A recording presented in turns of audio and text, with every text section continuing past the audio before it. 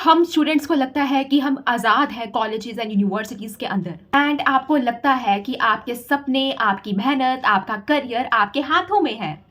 कितनी मासूमियत है ना ये।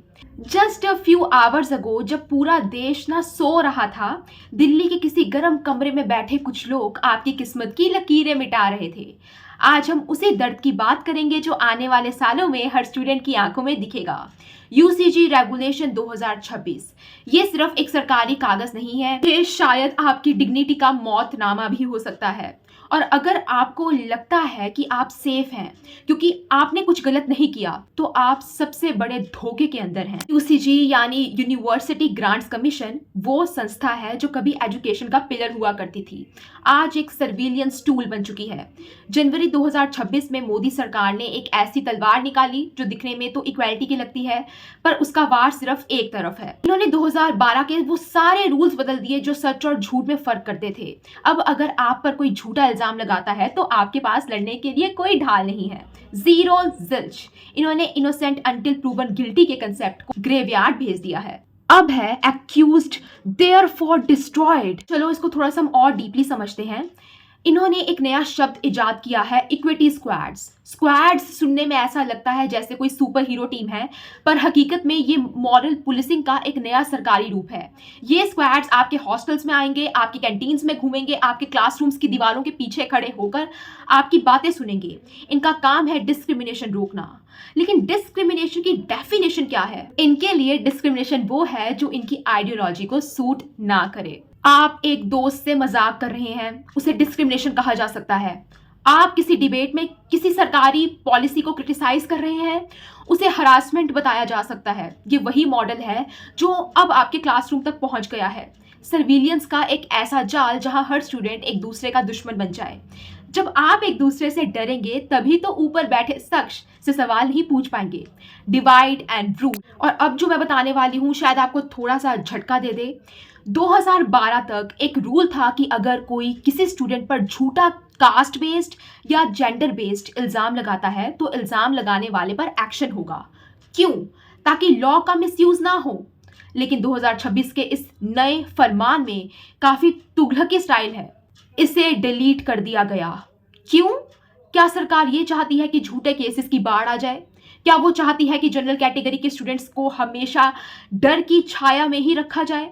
मैं हमेशा जस्टिस के साथ खड़ी हूं, लेकिन जस्टिस तब तक जस्टिस नहीं है जब तक वो सबके लिए बराबर ना हो। जब आप एक तरफ से फॉल्स एक्यूजेशन का डर हटा देते हैं तो आप न्याय नहीं कर रहे, आप एनार्की को इनवाइट कर रहे हैं। आप एक पूरी जनरेशन को मैनिपुलेट कर रहे हैं। एक तरफ आप वोट बैंक की पॉलिटिक्स के लिए रूल्स बनाते हैं और दूसरी तरफ उन्हीं लोगों को बलि का बकरा बना देते हैं जो आपका सबसे बड़ा सपोर्ट बेस था। जनरल कैटेगरी के स्टूडेंट्स जो दिन रात मेहनत करते हैं, उन्हें अब सिर्फ एग्जाम से डरने की कोई जरूरत नहीं है। उन्हें अब हर उस इंसान से डरना है जिसके पास विक्टिम कार्ड है और उसे गलत तरीके से इस्तेमाल करने की हिम्मत भी है। This is not empowerment, this is weaponisation of identity.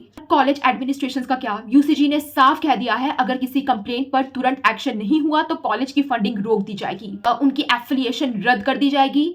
अब आप ही सोचिए, एक प्रिंसिपल या वाइस चांसलर के सामने दो रास्ते हैं। एक तरफ एक स्टूडेंट की लाइफ है और दूसरी तरफ उसका पूरा इंस्टीट्यूशन।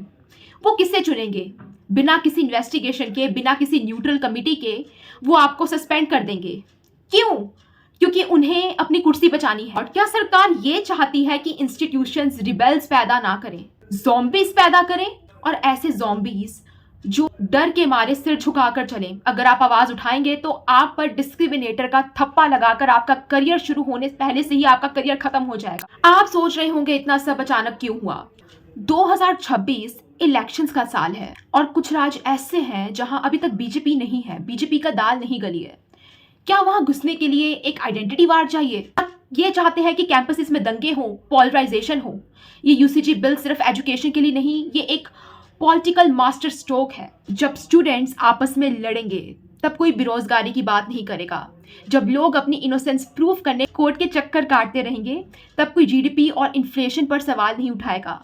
आपको लैब का चूहा बनाकर रख दिया जाएगा। आप पर एक्सपेरिमेंट्स हो रहे हैं ताकि पावर में बैठे लोग अपनी गद्दी बरकरार रख सकें। जो लोग सबका साथ का नारा लगाते हैं उन्होंने ही सबका डर का माहौल बना के रख दिया है। इस देश में शिक्षा का मतलब था दिमाग खोलना, पर ये सरकार क्या दिमाग पर ताले लगा रही है? क्या सरकार ये चाहती है कि हम इतना डर जाएं, इतना डरे रहें कि अपनी परछाई से भी सवाल ना करें? क्या एक ऐसी व्यवस्था बनाई जा रही है जहां मेरिट की कोई कीमत नहीं, सिर्फ आपकी आइडेंटिटी और आपकी लॉयल्टी की कीमत है? अगर आप इनके एजेंडे में फिट नहीं बैठे तो आपके लिए इस नए भारत में कोई जगह नहीं है।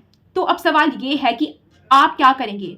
क्या आप सिर्फ एक विक्टिम बने रहेंगे या आप उस पावर को पहचानेंगे जो आपके अंदर है?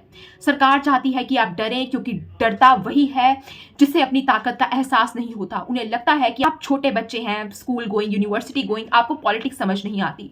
उन्हें लगता है कि वो आपको लॉजिक और इमोशनल के जाल में फंसा देंगे।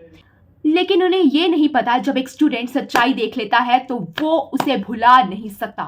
इन रूल्स को चैलेंज करना होगा, हमें न्यूट्रलिटी की मांग करनी होगी। आपकी खामोशी उनका सबसे बड़ा हथियार है। Don't give them that satisfaction at all. ये जो यूसीजी की नई नीति आई है, ये सिर्फ एक कागज का टुकड़ा नहीं है, ये एक आईना है। इसमें देखिए, आपको वही दिख रहा है जो वो दिखाना चाहते हैं, या आपको वो दिख रहा है जो वो छुपा रहे हैं? इनके नए इंडिया में एक स्टूडेंट का होना एक गुनाह बनता जा रहा है। क्या आप तैयार हैं इस गुनाह की सजा बिना किसी कारण के भुगतने के लिए? आपने मेरे से अभी तक नहीं पूछा कि मैं आपको ये सब क्यों बता रही हूँ, क्योंकि मुझे पसंद है जब लोग नींद से जागते हैं, वो लम्हा जब आंखों से पर्दा हटता है और असलियत सामने आती है, वो बहुत ही ब्यूटीफुल मोमेंट होता है। आज रात जब आप सोने जाओगे ना, सपनों के बारे में मत सोचना, उस सिस्टम के बारे में सोचना जो आपके सपनों की कीमत तय कर रहा है। हम फिर मिलेंगे शायद तब जब आप डर से नहीं, जुनून से भरे होंगे। तब तक अपनी आंखें खुली रखिए, क्योंकि जो दिखता है हमेशा वही सच नहीं होता।